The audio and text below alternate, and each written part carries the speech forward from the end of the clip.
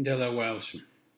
Di baum lacha di wew, lach gibu di ero, shumach lachatla di wil wadku, had a gwa di wil zabo gyan.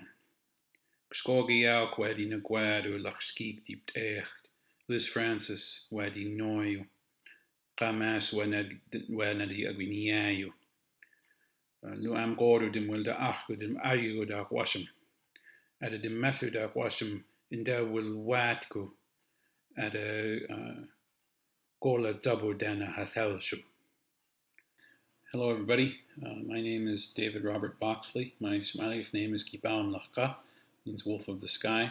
I'm from the Wolf clan from Metlakatla, Alaska. My father is David Albert Boxley. My mother is Elizabeth Francis. My great-grandfather was Albert Bolton.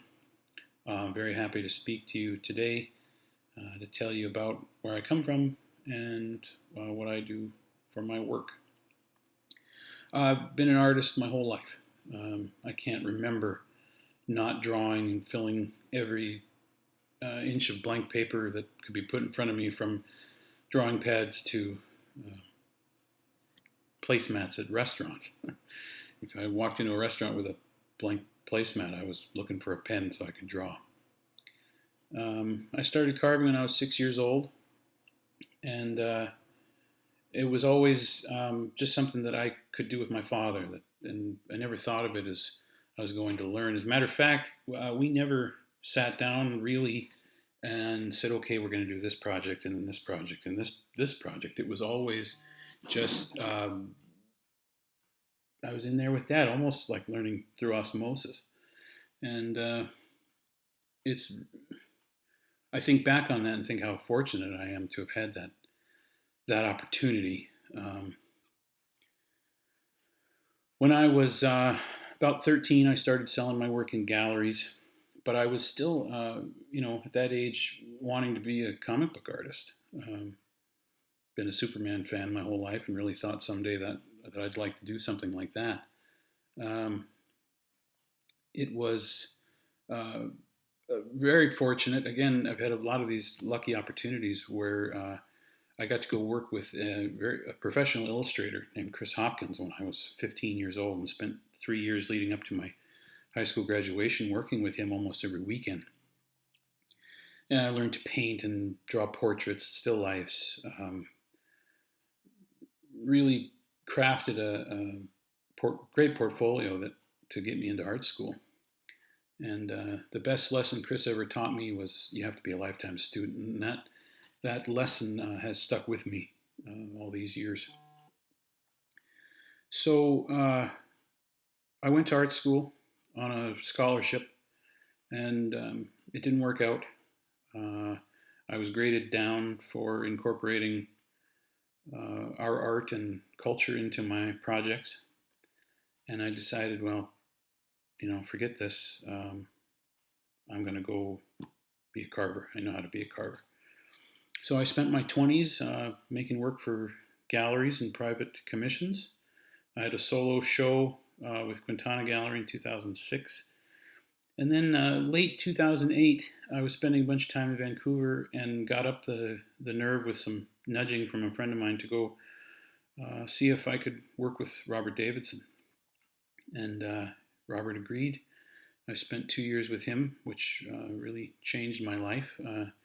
I think I came in with a certain amount of knowledge from everything I'd learned from my dad, and already having a career that I was able to take higher steps a little bit faster and get to work and learn from the best there is. After that, I just have worked and worked and worked, as is the life of an artist.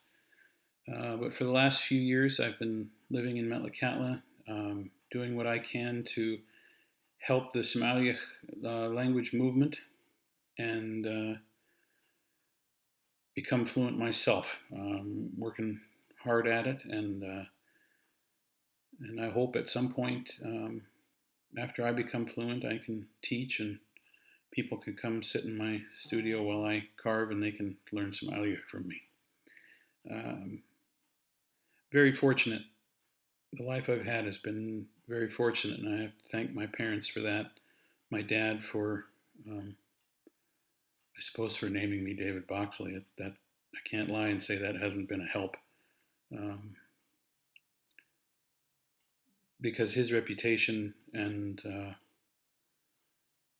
the strong place he's had in our cultural revitalization has allowed me a front seat and a series of amazing opportunities, and I'm just so terribly grateful for.